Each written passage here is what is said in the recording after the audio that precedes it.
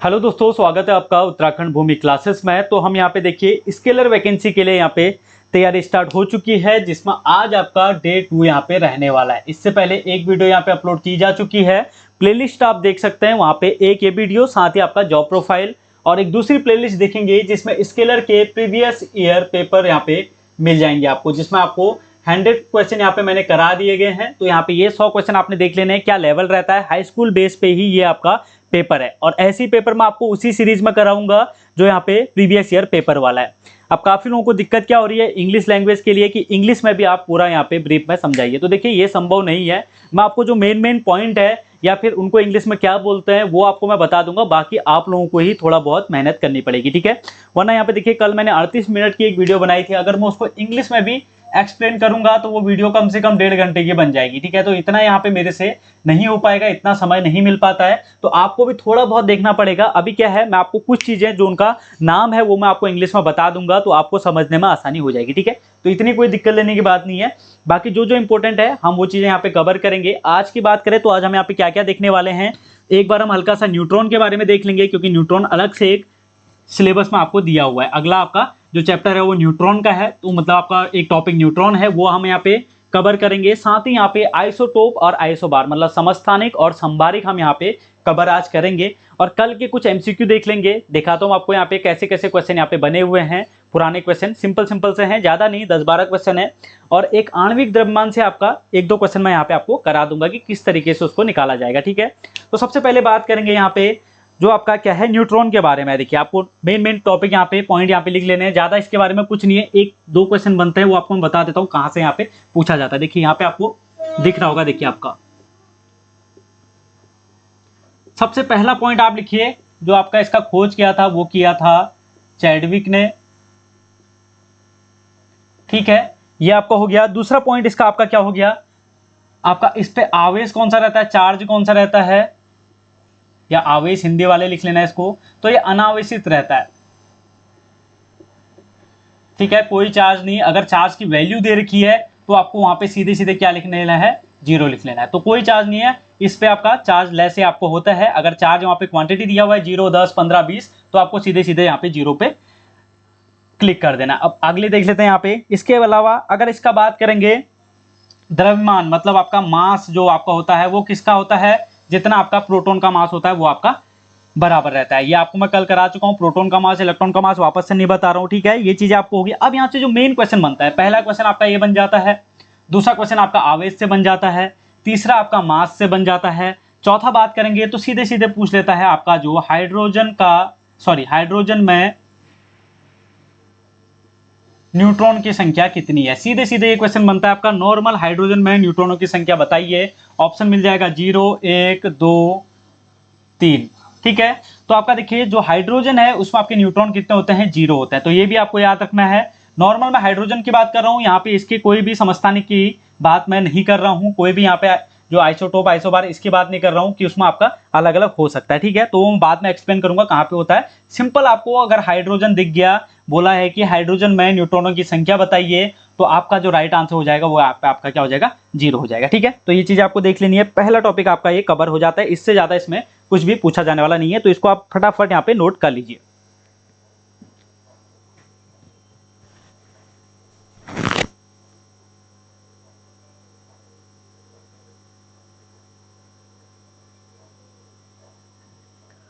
अब यहाँ पे बात करेंगे सेकंड टॉपिक की। यहाँ पे देखिए आपका उसके बाद आपको दिया हुआ है आइसोटोप और आइसोबार मतलब आपका समस्थानिक और संभारिक, ठीक है। तो इसको मैं आपको एक्सप्लेन कर देता हूँ। एक क्वेश्चन 100% यहाँ से बनेगा। इसमें क्या आता है आपका, मैं पहले आपको बता देता हूँ क्या क्या इससे पूछा जाता है। देखिए सबसे पहले आपको पूछा जाएगा इसकी डेफिनेशन, ठीक है, समस्थानिक क्या होते हैं, संभारिक क्या होते हैं। उसके बाद आपसे एग्जाम्पल पूछे जाएंगे, एग्जाम्पल आपको डायरेक्ट दे रखा है और आपसे पूछ लेगा ये कौन सा है, और साथ में इसमें क्या पूछ लेगा आपका, इनके उपयोग हैं, काफी महत्वपूर्ण है, वो आपसे पूछा जाता है कि इसका कौन सा यूज है, मतलब आपका इस काम में क्या यूज किया जाता है, ठीक है। तो ये आपसे पूछा जाता है। अब देखिए इसमें हम बात करते हैं सबसे पहले समस्थानिक की। आइसोटोप की बात करेंगे जिसको आपका समस्थानिक बोलते हैं। यहाँ पे देखिए मैंने इतना ही लिखा है आपका।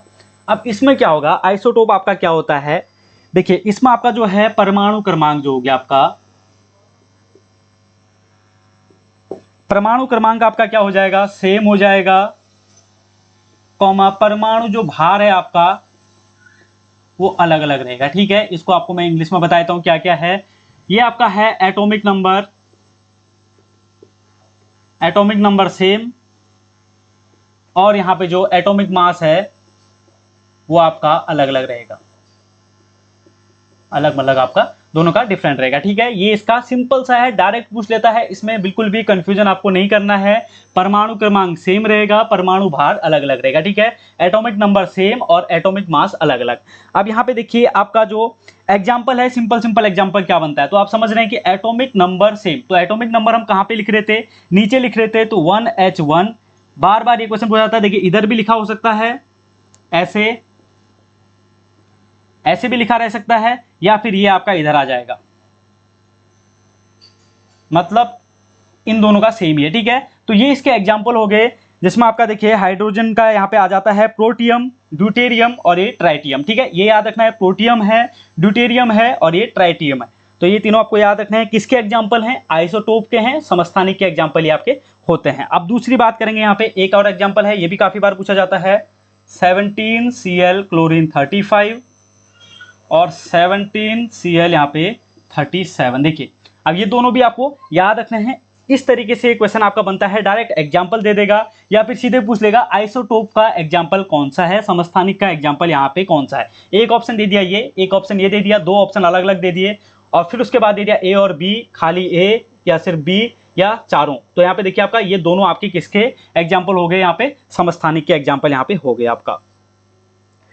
ठीक है, उसके बाद आपको एक पॉइंट और यहाँ पे याद रखना है, आपको यहाँ पे जो इसके रासायनिक गुणधर्म होते हैं वो सेम होते हैं, जो केमिकल प्रॉपर्टीज है वो सेम रहेगी, रासायनिक गुणधर्म यहाँ पे सेम हो जाएंगे इसमें, लेकिन जो आपके भौतिक हैं, ठीक है, यहाँ पे जो केमिकल है उसके अंदर केमिकली गुणधर्म सेम रहेंगे, जबकि भौतिक गुणधर्म यहाँ पे अलग अलग रहेंगे। ठीक है, ये भी आपको याद रखना है, इसमें ये पॉइंट भी आपका डायरेक्ट बनता है। ठीक है, अब यहाँ पे देखिए आपका इसके अलावा यहाँ पे क्या क्या पूछा जाता है। अब इसके आपके एग्जांपल आप पहले देख लीजिए। अब मैं यहाँ पे इसके मेन जो उपयोग है, यहाँ से आपका एक क्वेश्चन कंफर्म बनता है। देखिए मैं बता देता हूँ यहाँ पे क्या क्या 3 पॉइंट आपको याद रखना है। ठीक है, अब आपको एक याद रखना है, यूरेनियम के एक समस्थानिक का प्रयोग, एक आइसोटोप का प्रयोग किसमें किया जाता है, आपका परमाणु भट्टी में। यूरेनियम के एक समस्थानिक का प्रयोग किसमें किया जाता है, आपका परमाणु भट्टी में किया जाता है। ठीक है, एक चीज ये पूछा जाता है कि परमाणु भट्टी में किसके समस्थानिक का यूज किया जाता है, सीधे सीधे आंसर क्या हो जाएगा, यूरेनियम। दूसरा,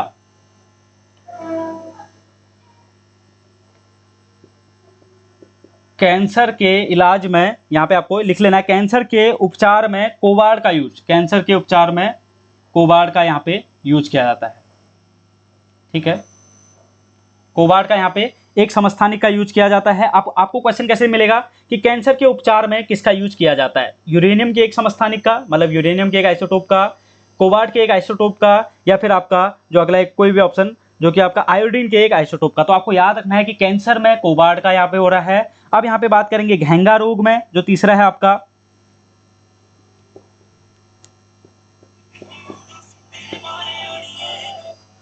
जो आपका घेंगा रोग है, घेंगा रोग में किसका यूज होता है, आपका आयोडीन का होता है। ठीक है, आयोडीन के एक समस्थानिक का यूज यहाँ पे होता है। तो ये तीनों पॉइंट आपको अच्छे से याद रख लेना है और इनको आपको नोट डाउन कर लेना है। देख लीजिए, इसमें से कोई भी आपको चीज समझ में नहीं आई, कमेंट बॉक्स में आपको जरूर से इसको एक बार पूछ लेना है।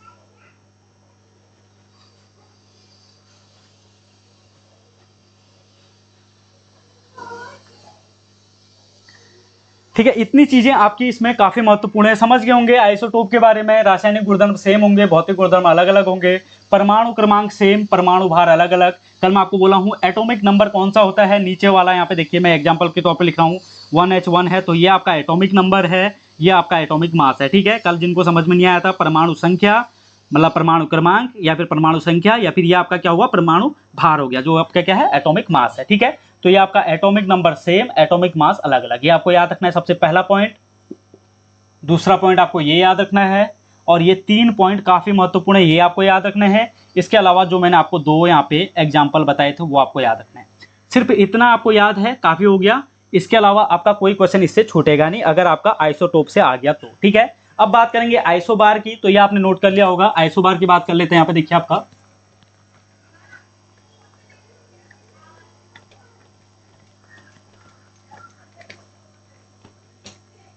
ठीक है, अभी देख लेते हैं आइसोबार। इसको बोलते हैं समभारिक। ठीक है,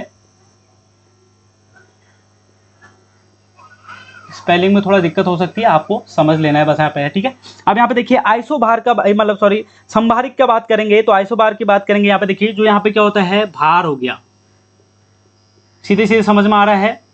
समभारिक मतलब आपका भार सेम है। अब इससे आपको आइसोटोप को आप आसानी से समझ सकते हैं। एक को आपको याद रखना है बस, आइसोबार याद करेंगे। अगर इंग्लिश से आपको याद नहीं हो रहा तो हिंदी से याद कीजिए, समभारिक याद कीजिए। भार आ गया मतलब भार सेम है। तो यहाँ पे क्या चेंज होगा, जो क्रमांक है वो अलग होगा। इंग्लिश में बता देता हूं, देखिए जो एटॉमिक मास है वो सेम रहेगा और जो एटॉमिक नंबर है वो डिफरेंट रहेगा। ठीक है, ये आप समझ गए, इतना सिंपल सा है, कोई दिक्कत इसमें नहीं है। अब इसमें देखिए क्या होता है, एग्जाम्पल आपको इसका नोट करके रखना, काफी इंपॉर्टेंट एग्जाम्पल है। 18AR40, साथ ही यहां पे देखिए 20CA40। ठीक है, अब यहां पे ये इसका एग्जाम्पल है। 18AR यहाँ पे आर्गन 40 हो गया, 20 कैल्शियम 40 यहाँ पे। ठीक है, तो यहाँ पे क्या सेम है, भार सेम है। भार मतलब एटॉमिक मास, एटॉमिक मास कहाँ पे है, ऊपर है। कल हमने बात किया था एटॉमिक मास ऊपर रहेगा। ये क्या रहेगा, परमाणु क्रमांक मतलब आपका एटॉमिक नंबर। ठीक है, अब यहां से आपको एक क्वेश्चन यहाँ पे मिल जाएगा कि आप इसमें न्यूट्रॉनों की संख्या फाइंड आउट कर सकते हैं। तो आसानी से न्यूट्रॉनों की संख्या फाइंड आउट यहाँ पे किया जा सकता है। कैसे करेंगे, जो कि आपका 40 है, ये क्या है आपका, ये आपका क्या है, भार है, मतलब आपका मास है। मास क्या होता है, प्रोटॉन प्लस न्यूट्रॉन होता है। ठीक है, ये आपका क्या है, एटॉमिक नंबर है, मतलब क्या है, ये सिर्फ प्रोटॉन है। सेम यहाँ पे भी हो गया आपका, ये क्या है आपका, प्रोटॉन प्लस न्यूट्रॉन की संख्या है, और ये आपका क्या है, प्रोटॉन है। ठीक है, तो आपको एक बार इसको कैलकुलेट करना है, इतना वापस से इसको आपको नोट कर लेना है। मैं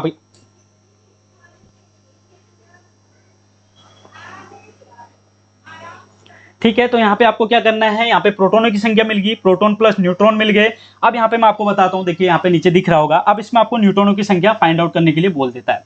हम पहले करेंगे आर्गन के लिए, तो P plus N is equal to कितना हो गया आपका, 40 आपको दिया हुआ है। प्रोटॉनों की संख्या कितनी है, 18 है, N इजिकल टू 40 हो जाएगा। तो N इजिकल टू आपका क्या हो जाएगा, 40 माइनस 18 हो जाएगा।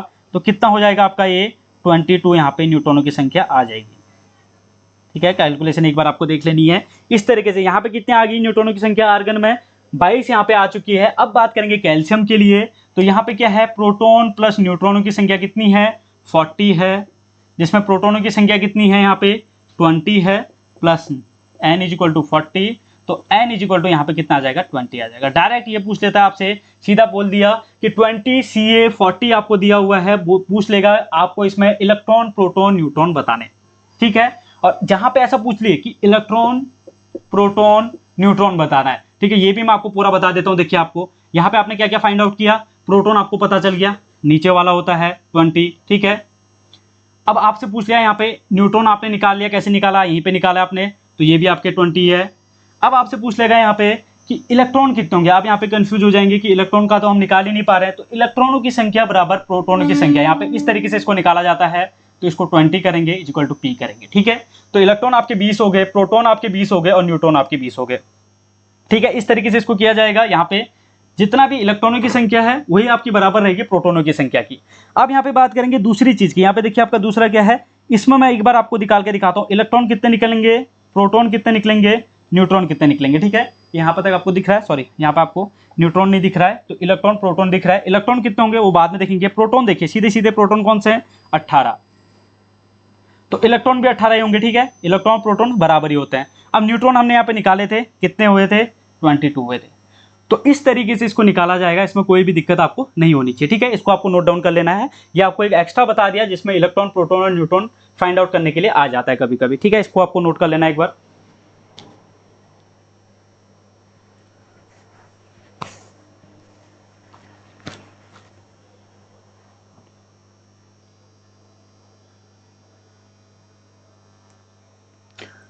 ठीक है, आपने नोट डाउन कर लिया होगा। अब बात करेंगे कुछ क्वेश्चन की, उसके बाद हम यहाँ पे अगली क्लास में देखेंगे क्या क्या हमको पढ़ना है। ठीक है, ये दोनों आपकी कंप्लीट हो चुकी है, इससे आगे आपको कुछ नहीं मिलने वाला, जितना है यही आपसे पूछा जाएगा। मैं आपको इसके क्वेश्चन भी करा दूंगा। आज मैं यहाँ पे कुछ क्वेश्चन आपके लिए लेके यहाँ पे आया हुआ हूँ, वो देख लेते हैं सबसे पहले।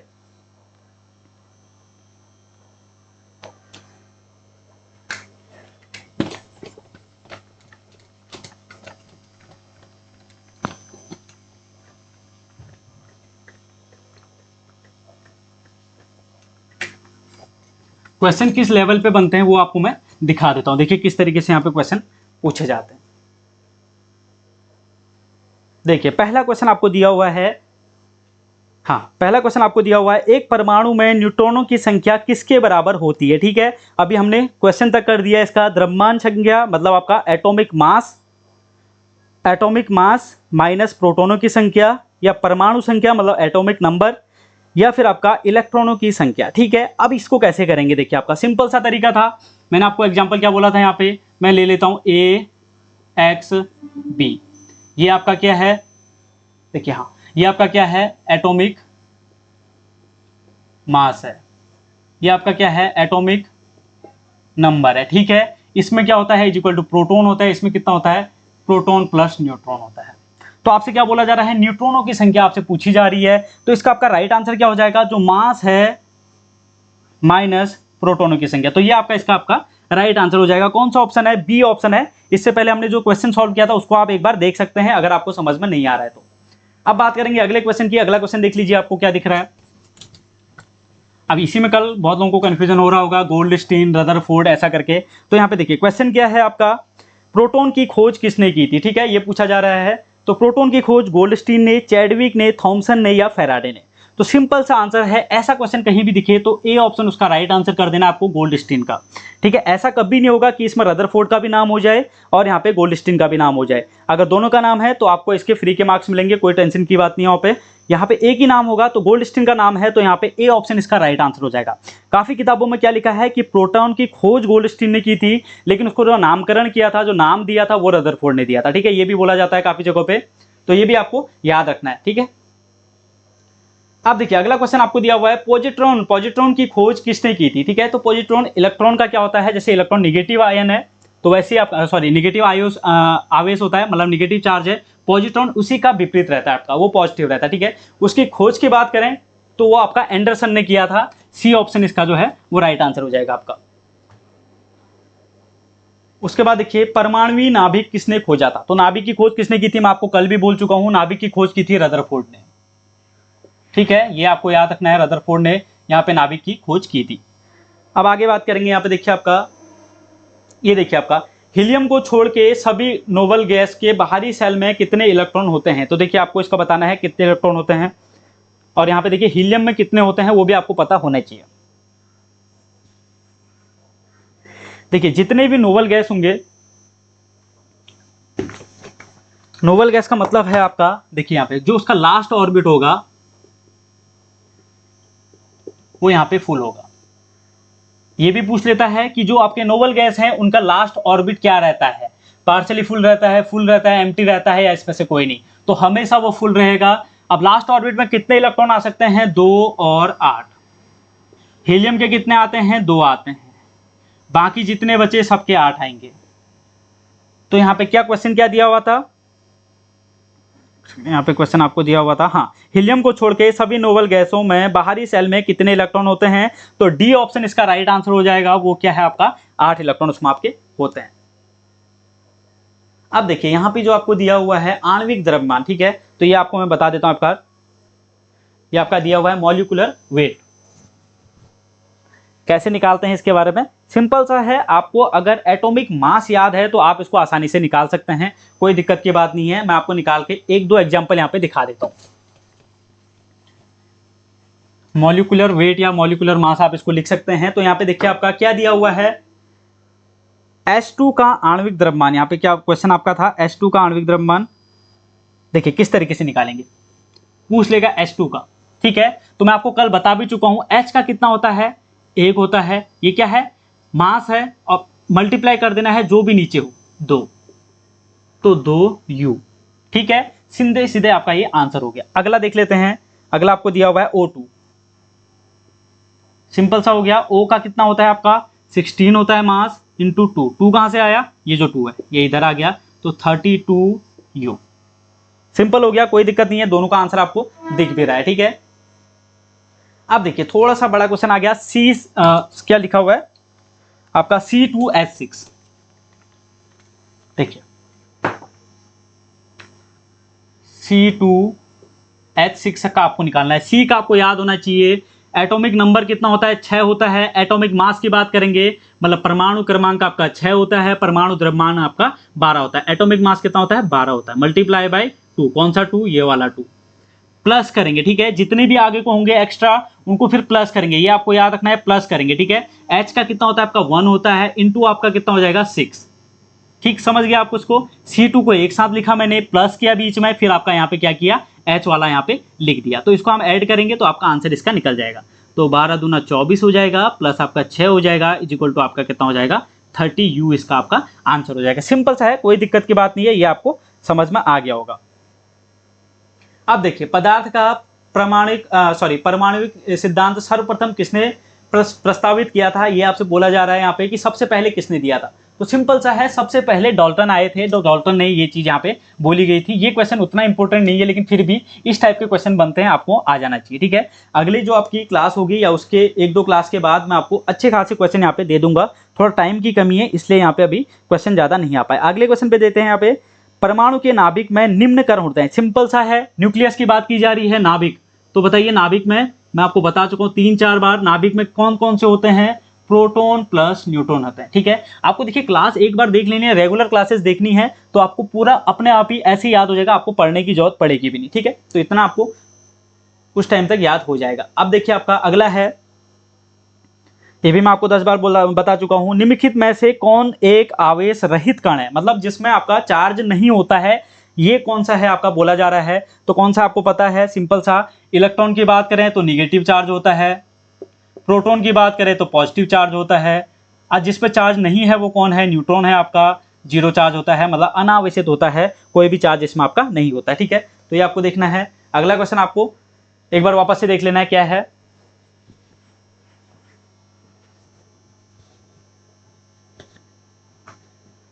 तो यहां पे देखिए आपका अगला क्वेश्चन आपको दिया हुआ है, परमाणु विद्युतीय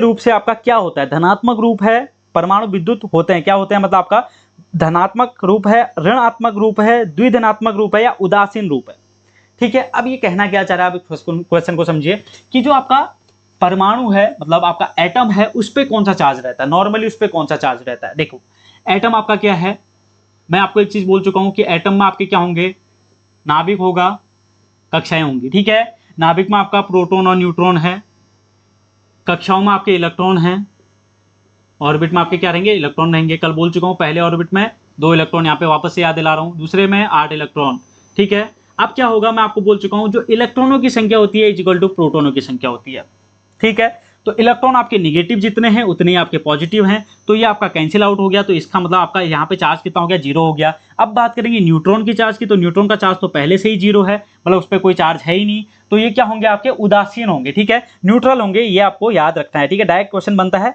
इस पर आपको याद बिल्कुल रखना है कि यहाँ पे क्या होगा, आपका न्यूट्रल होगा।